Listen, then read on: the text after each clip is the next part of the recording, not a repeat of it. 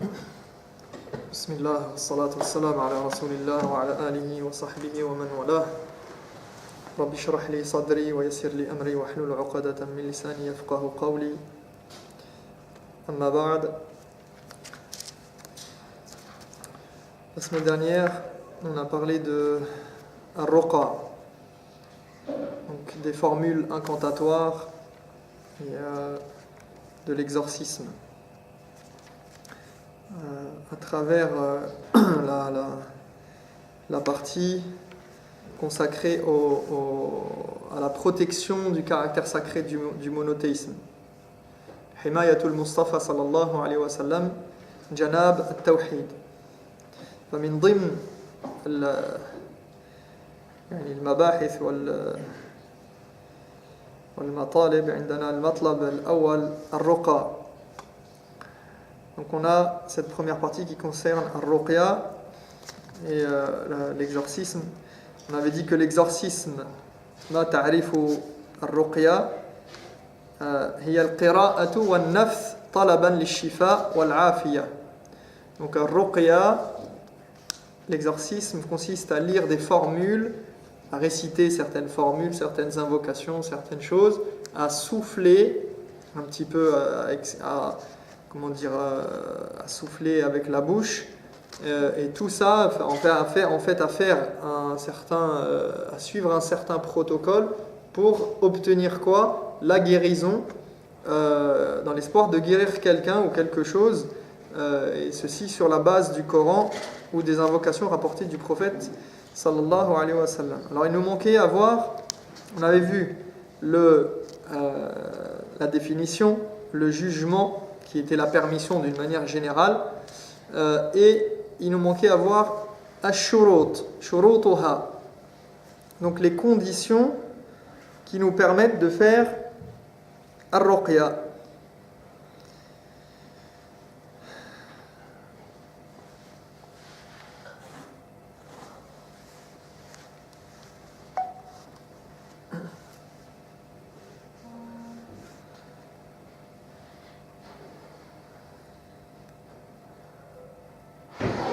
Donc on nous dit shurutuha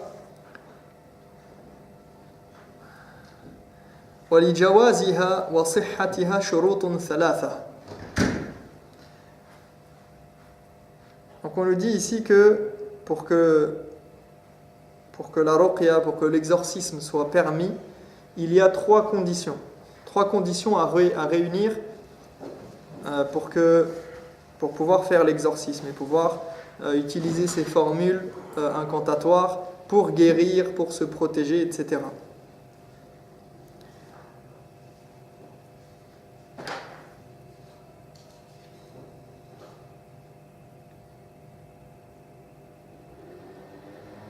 Al-awwal, donc première condition, Al-awwal, alla ya'taqida, yani al-raqi, أو الذي يعني نرقيه ألا يعتقد أنها تنفع لذاتها دون الله فإن اعتقد أنها تنفع بذاتها من دون الله فهو محرم بل هو شرك بل لابد بل يعتقد أنها سبب لا تنفع إلا بإذن الله. Donc première des conditions pour que on puisse faire ruqya, c'est que celui qui la pratique, et que ce soit celui qui la pratique ou qui la reçoit, que celui qui la pratique ne croit pas que l'exorcisme agit par lui-même sans l'intervention d'Allah. Auquel cas il aura commis un acte interdit qui constitue même du polythéisme. Il doit plutôt croire, qu'est-ce qu'il doit croire? Bien évidemment, que ce n'est qu'un moyen qui n'a d'utilité que par la permission d'Allah. ما معنى أنها لا تنفع إلا بإذن الله؟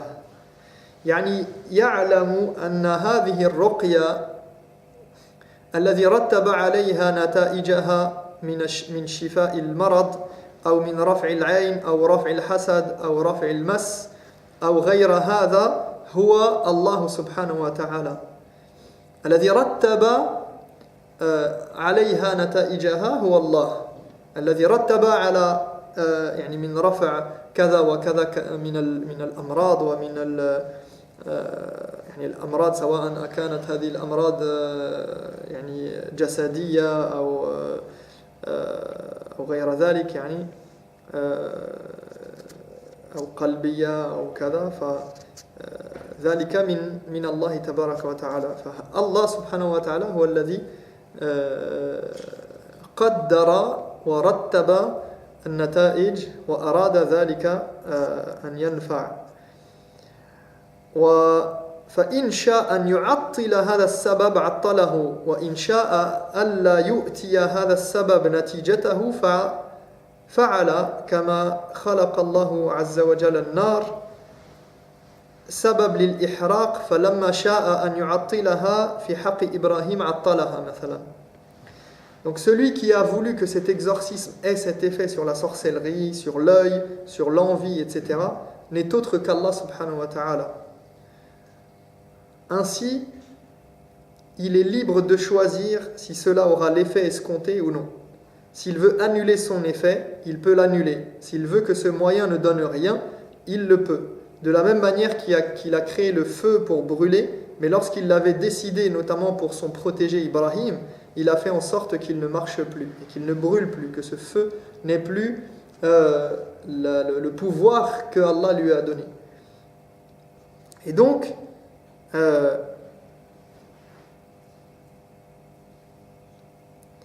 c'est comme Allah subhanahu wa ta'ala, c'est lui qui a choisi que certaines choses aient des effets.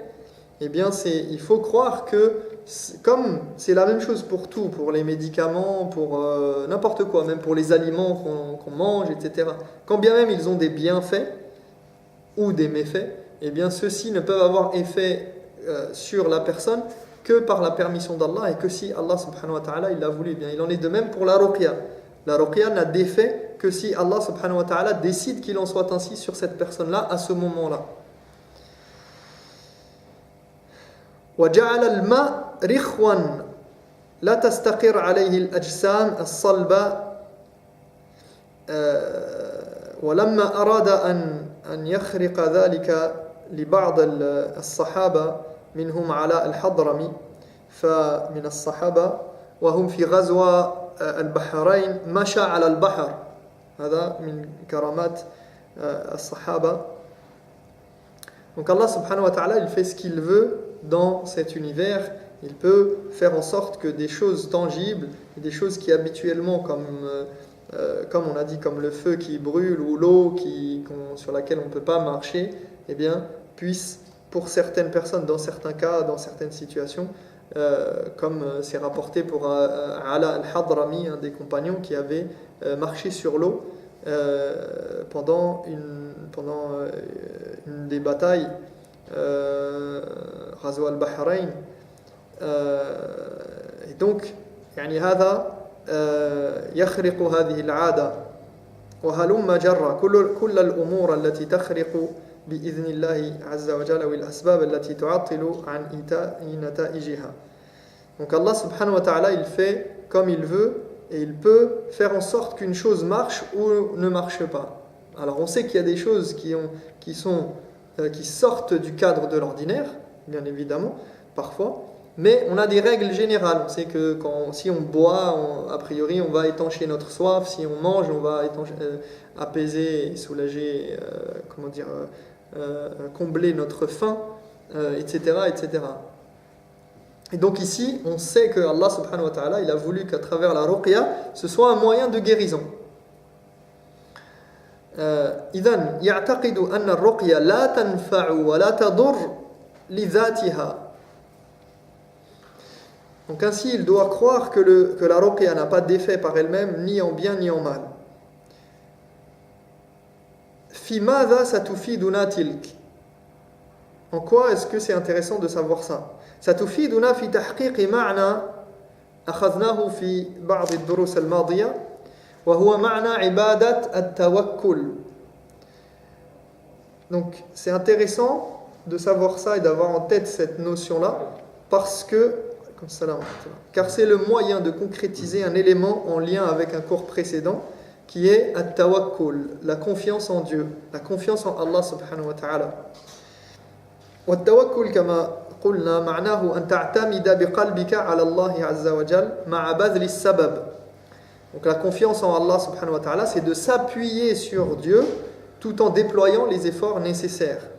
فأنت تأخذ بالسبب يعني بالرقية مثلا ولكن قلبك معلق بالله عز وجل بأن تتأكد يقينا وتعلم يقينا أن ما شاء الله كان وما لم يشاء لم يكن وأن الله عز وجل إن شاء أن يؤتي هذا السبب نتيجته أتى أو آتى وإن لم يشاء لم يأتي نتيجة هذا أمر في غاية الأهمية.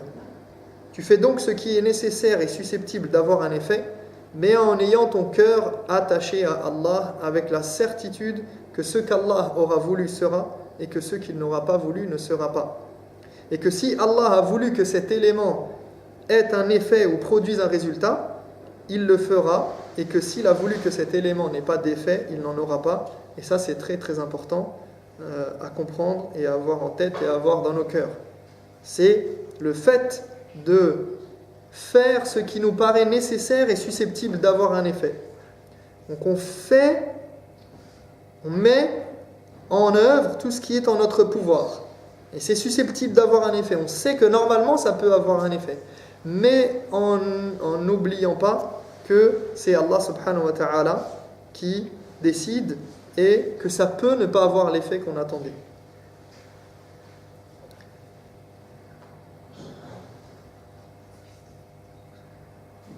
Donc si tu récites des formules d'incantation, ruqya, إذا أنت كنت سترقي ابنك أو نفسك أو تذهب لمريض أو تذهب لمن يرقيك فقلبك معلق من بيده الشفاء الله عز وجل. Si tu récites ces formules ou si tu vas chez quelqu'un pour qu'on te les récite, ou tu le fais pour ton fils, pour ta femme, pour toi-même, etc., eh bien ton cœur doit être attaché à qui? Tes espoirs doivent être placés en celui qui détient le pouvoir de te guérir, en Allah subhanahu wa ta'ala.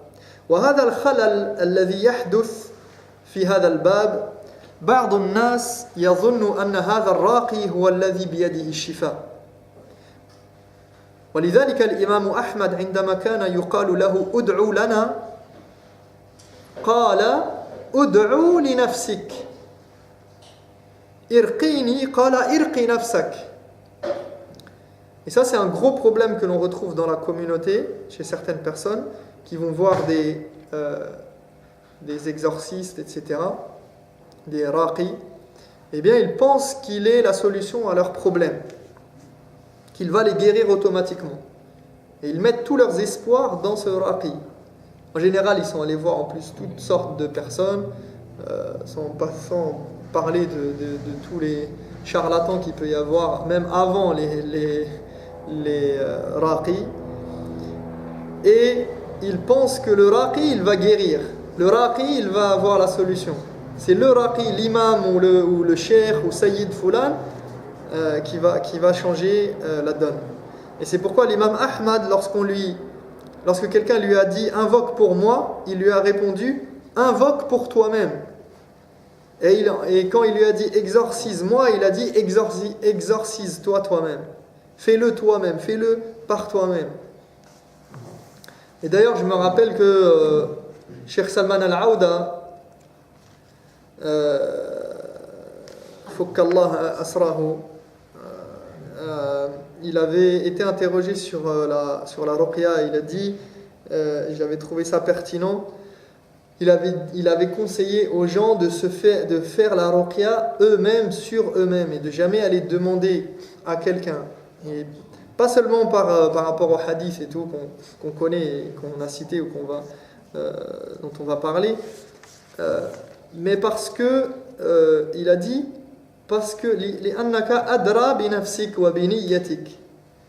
يعني tu es plus à même de savoir si tu es sincère envers ton Seigneur ou pas. tu es plus à même de savoir si ton intention elle est pure ou pas par rapport à la ruqya. Si tu vas voir quelqu'un pour qu'il te fasse la ruqya, tu sais pas qu'est-ce qu'il cherche. S'il est concentré, s'il est avec Allah subhanahu wa ta'ala sincère, si sa foi elle est bonne à ce moment-là pour pouvoir demander à Allah la guérison. Est-ce que c'est pas un charlatan qui fait ça que pour l'argent ou qui mélange des choses, etc., etc. Donc, ne serait-ce que du point de vue, même si on va dire que la personne elle est bien sous tout rapport, et c'est un raqi qui est de confiance, etc., eh bien, il disait que l'ikhlas qu'il y a dans ton cœur au moment où toi tu vas essayer de te guérir parce que tu as cette solution-là, eh bien, c'est ça qui va peser dans la balance. Donc, pourquoi tu vas voir quelqu'un, tu vas demander à quelqu'un de faire dua pour toi, tu vas chercher la solution chez quelqu'un d'autre alors que toi, tu as la solution avec toi. Et donc l'imam Ahmad, il disait cela. Il disait, invoque pour toi, tu n'as pas besoin de moi pour invoquer pour toi. Tu n'as pas besoin de moi pour faire l'exorcisme sur toi. Même si tu ne connais pas, même si tu n'as pas besoin d'être... tu peux, bien sûr, si tu connais rien du tout et que tu as besoin qu'on te guide, ça c'est autre chose, qu'on t'aide. Mais si tu connais un petit peu de Coran, tu connais Ayat al-Kursi, tu connais le Fatiha, tu connais les Mu'awwidhat, tu connais Qul huwa Allahu ahad. Juste ça, c'est suffisant pour Inch'Allah ta'ala, bi'idhnillah, pour te guérir et faire office de ruqya.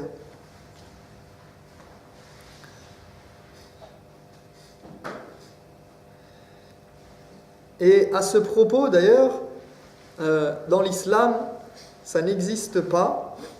لا يوجد عندنا ما في الإسلام ما يسمى يعني شغل أو مهنة تسمى الرقية أو راقي. يعني راقي, c'est pas un métier. Aujourd'hui, on voit des gens qui ouvrent un cabinet, raqi, fulan et tout ça. D'accord? C'est pas un métier, même au point que j'ai entendu certains ulama dire yarahu anna at-takhassus fi ar-ruqya bid'a.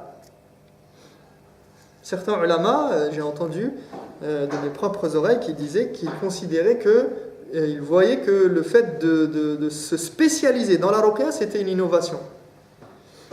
Du point de vue général, il parle bien sûr, mais c'est-à-dire que maintenant, s'il y a quelqu'un qui s'est spécialisé dans le sens où il a de l'expérience et il a l'habitude de le faire, etc., oui, pourquoi pas. Mais d'en faire une spécialité en tant que moi je suis raqi, c'est mon domaine, etc., c'est un peu, ça n'existe pas ça à la base.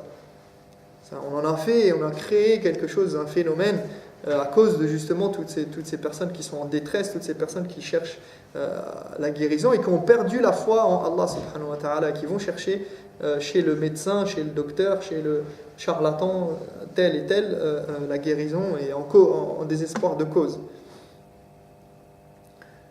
Donc nous on n'a pas de... Surtout qu'aujourd'hui, c'est pas forcément institutionnalisé et légiféré, réglementé, que ce soit en France ou même dans les pays arabes à ma connaissance. Je ne sais pas si dans les pays arabes ils ont réglementé ça, mais il ne me semble pas. Mais c'est souvent fait comme ça, de proche en proche. Tu ne connais pas quelqu'un qui fait allez viens cheikh à la maison, etc. Ou la personne elle a un cabinet et elle dit, et le pire c'est qu'elle ne demande pas d'argent des fois, donc elle dit non, vous donnez ce que vous voulez, mais minimum 20 euros, 30 euros, 50 euros, et les gens ils ont honte, et en plus c'est quelque chose qui n'est pas palpable, parce que bon, vous allez me dire c'est pareil chez le médecin, ça peut être éventuellement pareil. D'ailleurs c'est un business parfois où certains médecins qui ne sont pas honnêtes, ils font revenir exprès le client, parce que ça devient un client en fait, le malade, des fois indéterminé, jusqu'à ce qu'on règle un problème et on trouve toujours un autre problème. Eh bien le raqi c'est pire parce que c'est même pas palpable. Donc on est obligé de lui faire confiance et on est obligé de revenir chez lui. Donc dis donc tu en as beaucoup de problèmes là, viens, tu reviens chez moi, il y en a pour un an au moins. Viens toutes les semaines parce que là, tu as un djinn, il est sévère là, tu en as plusieurs. Et toi, tu sais pas, miskin, tu as un problème, tu n'as peut-être même rien du tout. Mais tu es obligé de le croire. Et tu viens, et chaque semaine, tu vas payer. Et en plus, surtout s'il ne met pas de prix, tu ne peux pas venir comme ça, tu vas lui donner quelques centimes, non. Donc en plus, tu as l'impression que c'est lui qui te fait une faveur et il va te sortir de ton problème. Donc les gens, ils sont prêts à payer 50, 100 euros et peut-être bien plus. Donc c'est un gros, gros problème.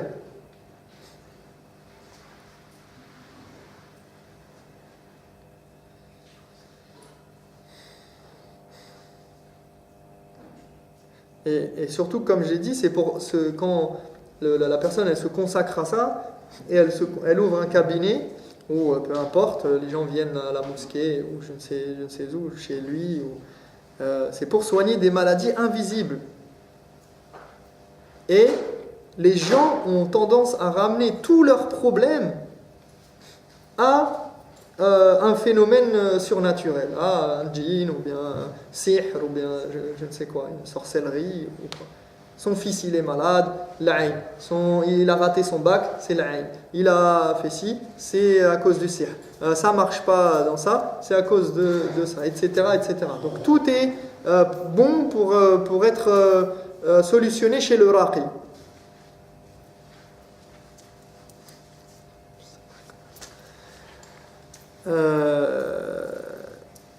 Etc., etc. Hein? Il y a un problème dans leur couple. C'est pas parce que les deux se comportent pas très bien ou ils s'entendent pas sur certains trucs et tout. Non, c'est parce que la voisine, elle est jalouse qu'ils ont eu un enfant, donc elle a porté l'aïn, etc. Donc il faut aller chez le raqi, etc., etc. Donc effectivement, l'envie, la jalousie, ça existe, le mauvais œil, ça existe, mais cela ne veut pas dire que c'est la cause de tous les problèmes. Et bien souvent, l'expérience le prouve que beaucoup de problèmes qui sont traités chez le raqi, en fait, ont une cause psychologique, des fois physique, des gens qui veulent fuir la réalité parce que ça les arrange. Quand tu n'arrives pas à faire quelque chose, forcément c'est la faute des autres. Tu es fatigué, tu n'arrives pas à te lever pour la salat, tu es, je sais pas, tu es triste, tu as ceci, tu as cela. C'est forcément quelqu'un qui t'a voulu du mal, qui t'a jeté un sort, qui t'a fait quelque chose. Donc des fois c'est des gens qui veulent fuir la réalité. Parfois c'est même des gens qui mentent pour s'inventer une vie, pour se donner de l'importance, pour dire « Ah, regarde, j'ai ça comme problème, qu'on les plaigne, etc. » Il y a des gens qui se mentent à eux-mêmes et qui mentent aux gens en prétendant avoir tel et tel problème. Moi, j'ai déjà assisté à ce genre de choses, de séances, où il y avait des gens, on sentait que, enfin, Allahu A'lam après, mais on avait l'impression qu'ils simulaient quelque chose. Comme ça ne vient pas, il n'y a rien qui vient, on sent que la personne, c'est pas possible. Il y a une différence entre la personne qui a vraiment un sihr et quelque chose, ou un djinn, etc., et quelqu'un qui simule. Bien évidemment, al-ayn al-haq, wal-hasad, wa kada, yani, كل هذه الأمور وقد يصيب إنسان بعينه لكن حتى إذا أصابك إنسان بعين هذه ليست نهاية العالم استعن بالله عز وجل وارقي نفسك وادعو الله سبحانه وتعالى والله هو الذي يشفيك. Maintenant, si cela arrive réellement, et on sait que ça existe, on y croit, et par expérience, on sait que ça existe, dans ce cas, eh bien, la personne, elle place sa confiance en Allah subhanahu wa ta'ala, elle cherche son aide et son soutien, et elle s'exorcise elle-même en invoquant Allah qu'il la guérisse. Et bi'idhnillah, Allah la guérira. Même si ça ne vient pas tout de suite, ça peut être une épreuve. Il doit patienter, il doit faire des efforts, il y a un truc important aussi qu'on dit à ceux qui vont chez le raqi, avant d'aller chez le raqi ou quoi que ce soit, de chercher la guérison auprès d'Allah subhanahu wa ta'ala, il faut s'analyser soi-même et faire son autocritique.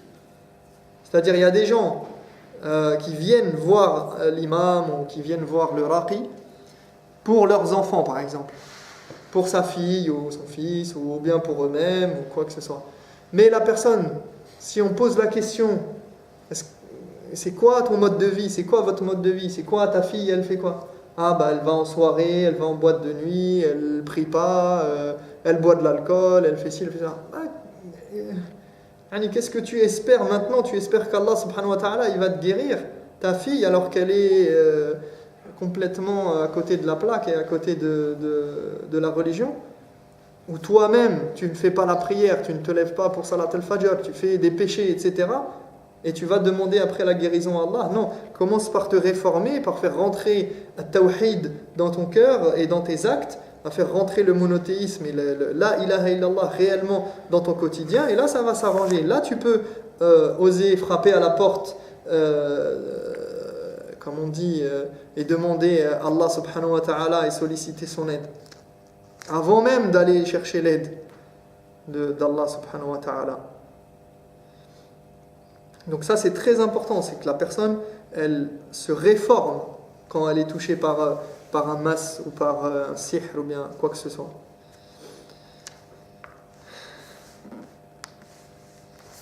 Donc ça c'était pour la première condition pour pouvoir faire, pour que la ruqya soit acceptable et permise.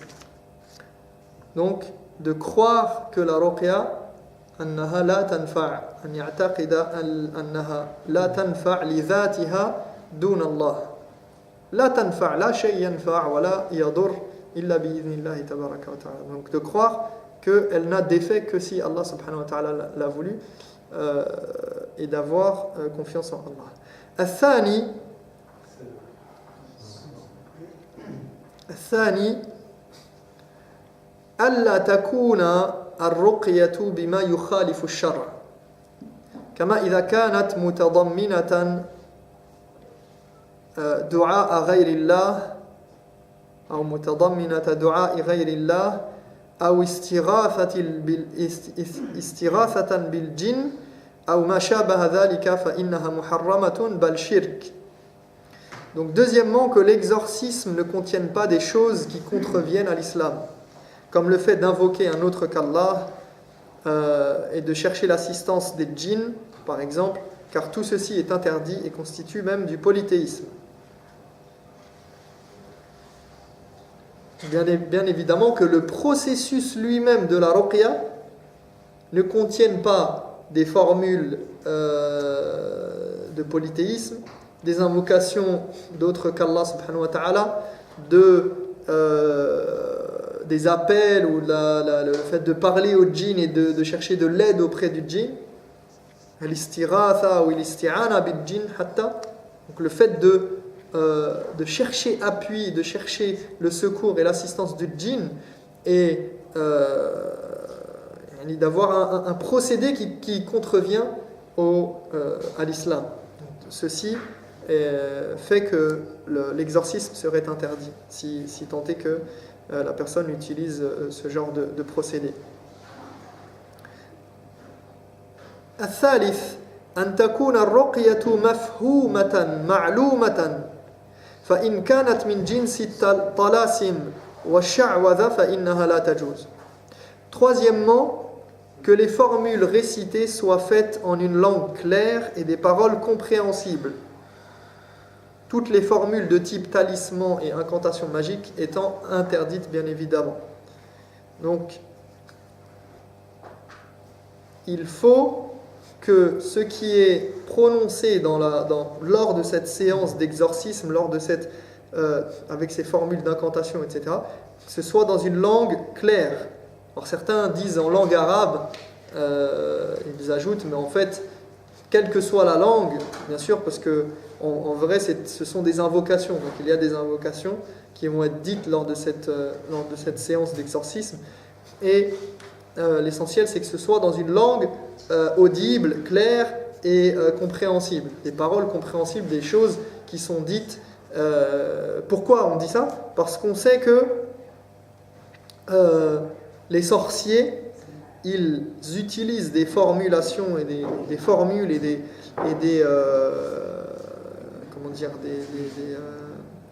des invocations qui sont dans des langues et qui sont des choses incompréhensibles. D'accord? Bo, Sot, Man, Kan, des choses comme ça, là. Ils disent des choses étranges et que eux seuls comprennent et qui sont faits pour invoquer les djinns, etc. Et qui mélangent des choses qui sont, enfin, c'est que eux qui connaissent ces choses-là, et ça s'apprend et ça se transmet dans leur monde. Donc, pas de ruqya, ça c'est une règle, pas de ruqya dans un langage incompréhensible. Le langage, il doit être compréhensible. En arabe ou en peu importe la langue, bien évidemment, mais l'essentiel c'est que ce soit un langage clair et compréhensible. Et bien évidemment de faire attention aussi, parce que certains charlatans, ils utilisent le Coran, ils utilisent les invocations, des vraies invocations et du Coran, et ils le mélangent à d'autres choses. Donc toujours ils procèdent ainsi pour tromper.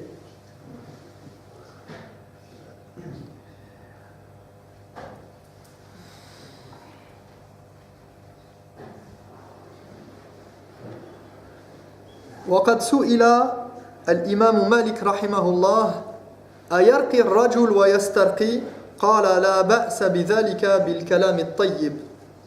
L'imam Malik a d'ailleurs été interrogé: est-il permis à une personne de pratiquer l'exorcisme ou de se le faire pratiquer? Il répondit: il n'y a pas de mal tant que cela est fait avec des bonnes paroles, avec des paroles qui sont bonnes, qui ont du sens, qui ne contreviennent pas à l'esprit de la charia, de l'islam. Donc yarqi ay yarqi ghayrahu aw nafsahu wa yastarqi ay yatlubu ar-ruqya. أي يجوز طلب الرقية وليس الأكمل لأن طلب الرقية ينافي كمال التوكل. Donc, comme on l'a dit, donc ici il dit, on lui a demandé est-ce qu'il est permis de pratiquer la ruqya ou de se la faire pratiquer, et il a dit oui, il n'y a pas de mal à partir du moment où c'est fait avec un langage le kalam tayyib, c'est des bonnes paroles, des choses qui sont bonnes, qui ne contiennent pas du shirk, etc., du polythéisme et des choses interdites. Mais bien évidemment, al-akmal ou al-awla, et le mieux, c'est d'éviter de demander la ruqya. D'accord? Comme on l'a dit, pour plusieurs raisons, et notamment par rapport aux hadiths qui ont été cités aussi dans le cours précédent, on en avait parlé. Donc il est permis de demander la ruqya à quelqu'un de nous faire la ruqya, mais comment dire, ça contrevient à la perfection du tawakkul, à la perfection de la confiance qu'on met en Allah subhanahu wa ta'ala. Celui qui a pleine confiance en Allah, il n'a pas besoin d'aller demander la ruqya à quelqu'un, parce qu'il sait que de toute façon ce n'est qu'un moyen pour obtenir la guérison, et il possède lui-même ce moyen. C'est pas comme si le moyen il existait que chez quelqu'un et qu'on allait chercher. C'est pas comme si on allait chez le médecin et que seul lui a ce médicament, ou seul lui a la capacité de donner cette prescription, de prescrire ce traitement ou de faire ce traitement. C'est un traitement qu'on peut faire soi-même, la ruqya. On n'a pas besoin de quelqu'un d'autre. On peut réciter soi-même, comme je l'ai dit, la Fatiha, le Mu'awwidhat, etc. Donc il termine ici en nous disant Ar-Ruqya al-Mamnu'a. Donc bien évidemment, on va nous dire ce qu'est la ruqya qui est interdite, l'exorcisme interdit. Eh bien, on nous dit Kullu ruqyatin lam tatawaffar fiha ash-shurut al-mutaqaddima fa innaha muharramatun mamnu'a. Bien évidemment, on nous dit que tout exorcisme qui ne répond pas aux trois conditions précédentes est interdit. كأن يعتقد الراقي أو المرقي أنه تنفع وتؤثر بذاتها. Donc, comme ils l'ont dit, comme l'auteur l'a énoncé dans le premier point qu'on avait vu tout à l'heure. Donc, on nous dit comme lorsque la personne croit que l'exorcisme agit par lui-même, qu'il s'agisse de celui qui la pratique ou de celui qui la subit.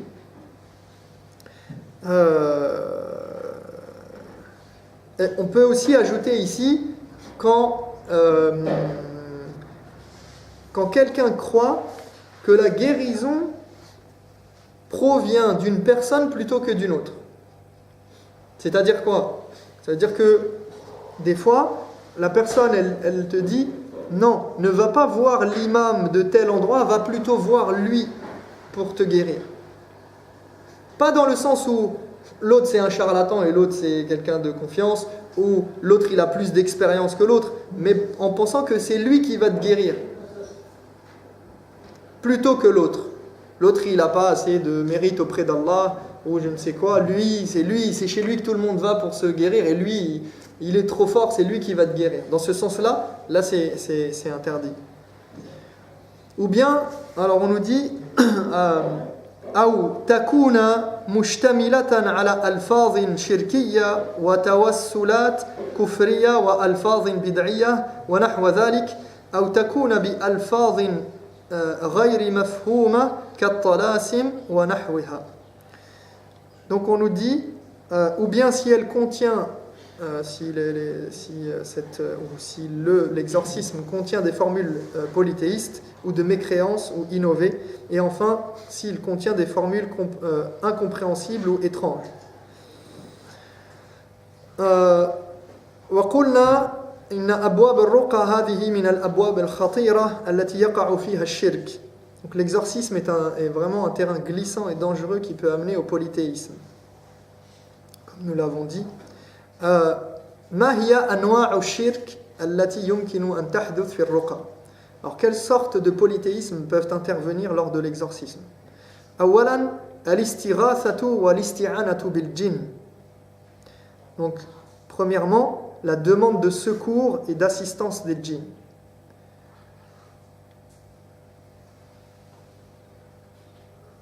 فالناس الذين يعني تستعين بالجن أو تسخر الجن لا يمكنهم أن يتعاملوا مع الجن إلا إذا تقربوا إليهم. Ceux qui utilisent les djinns pour traiter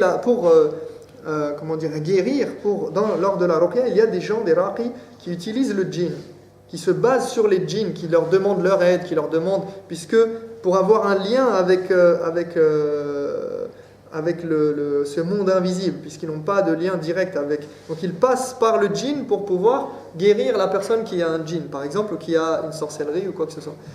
Eh bien, pour pouvoir utiliser le djinn et se l'approprier et pour trouver son aide, ils ont besoin de se rapprocher de lui. وكيف يتقرب للجن فمثلا يذبح إليه أو ينظر إليه فتسخير الجن مبني على تقديم قرابين للجن. Donc pour s'approprier et mettre à son service le djinn, il a besoin de se rapprocher de lui. Et pour se rapprocher de lui, qu'est-ce qu'il va faire?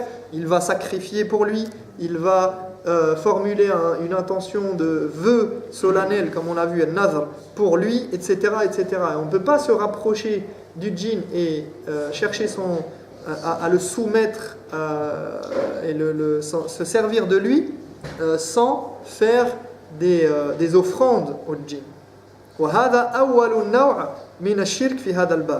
Et ça, c'est une forme de polythéisme à ce niveau-là.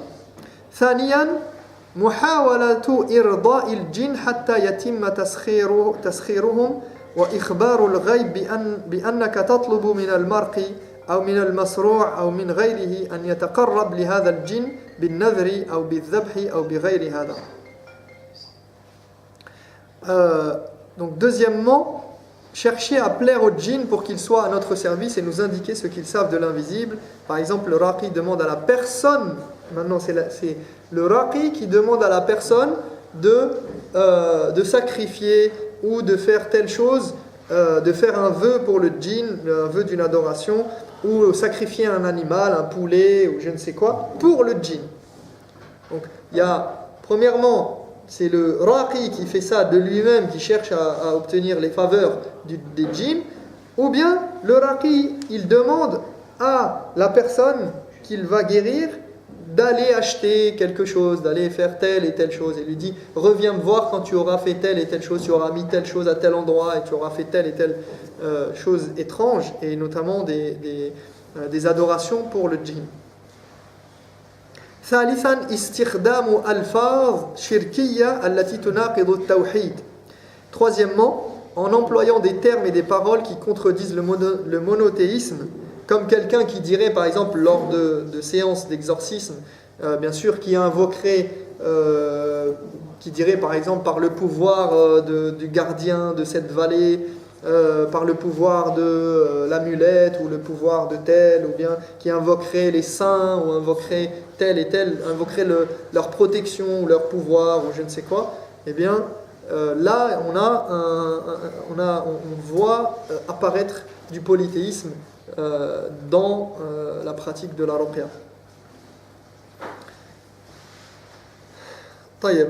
Donc ici on a compris que al-ruqya al-shar'iyya, l'exorcisme, l'utilisation des formules incantatoires pour guérir ou pour se protéger, et notamment toujours c'est plus souvent pour guérir d'une maladie physique, d'une maladie mentale, d'une maladie visible ou invisible qui provient des djinns, de la sorcellerie, de l'ayn, du mauvais œil, etc. Tout ceci est permis à condition que, premièrement, qu'est-ce qu'on a dit? Qu'on ne croit pas que cette ruqya, cet exorcisme, agit de lui-même, sans l'intervention d'Allah subhanahu wa ta'ala et sans sa volonté. Donc on attache son cœur à Allah. Ça c'est très important. D'accord? Ça c'est le premier point. Ensuite, deuxièmement, qu'est-ce qu'on a dit? Qui nous rappelle? Donc, premièrement, ne pas croire que l'exorcisme, al-ruqya, agit de lui-même. Deuxièmement, c'est quoi? Allez. Ils sont pas là. Hein? Les mots sont compréhensibles. Ça, c'est troisièmement. C'est pas contraire à la valeur de l'islam. Exactement. Ahsantum. Donc, deuxièmement, que la ruqya ne contienne pas des paroles, des formules, des invocations et même des procédés qui sont contraires à l'islam, et aux valeurs de l'islam et aux principes de l'islam et aux principes du monothéisme. D'accord? Donc des choses ni innovées, ni des formules de shirk, etc., des du'a, les ghayrillah, etc. Ça c'est deuxièmement. Et troisièmement, que ce soit fait avec des paroles compréhensibles. D'accord? Dans un langage compréhensible. Pas avec des formules bizarres et des choses étranges. Voilà les conditions qu'en général on cite, que les ulama citent dans leurs livres par rapport à l'utilisation de la ruqya.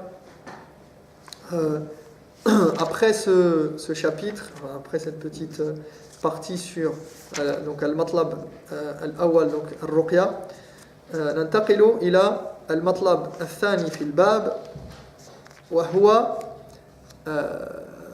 يعني كل باب يتعلق بالباب السابق. Donc on a ici المطلب الثاني التمائم. Donc deuxième partie qui concerne, on est toujours dans, je vous rappelle le mabhath al-thalith. Donc on est dans la partie 3 qui est Himayatul Mustafa sallallahu alayhi wa sallam janab at-tawhid. On est dans les moyens mis en œuvre par le prophète sallallahu alayhi wa sallam pour protéger le caractère sacré du monothéisme, pour protéger le monothéisme.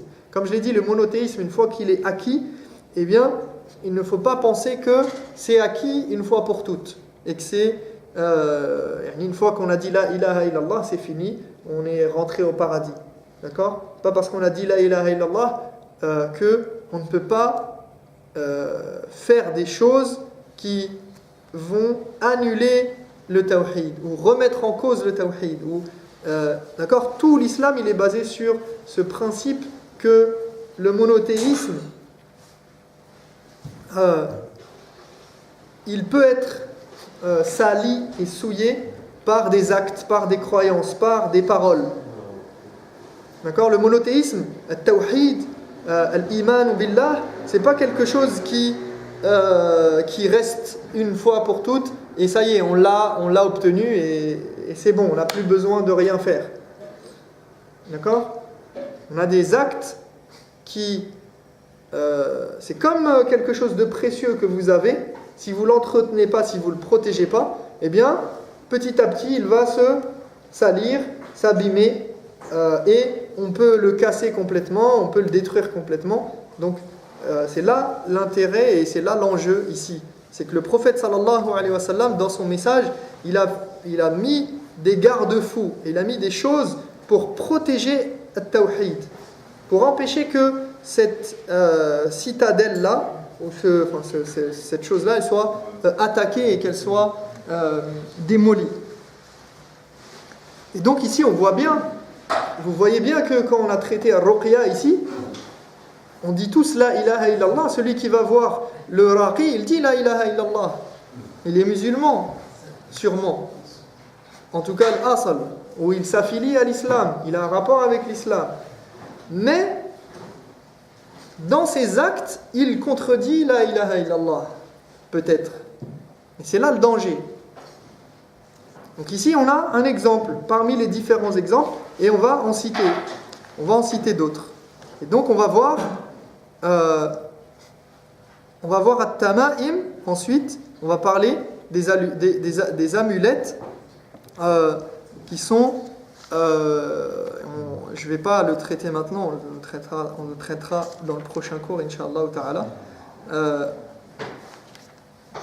Qui sont toutes les choses qu'on accroche dans l'espoir d'obtenir soit la guérison, soit une protection contre un mal, soit d'obtenir un bien. Donc d'obtenir un bien ou de repousser un mal. On accroche quelque chose, on verra, on parlera de ça, Inch'Allah ta'ala, dans le prochain cours. Naktafi bi hadha al-qadr.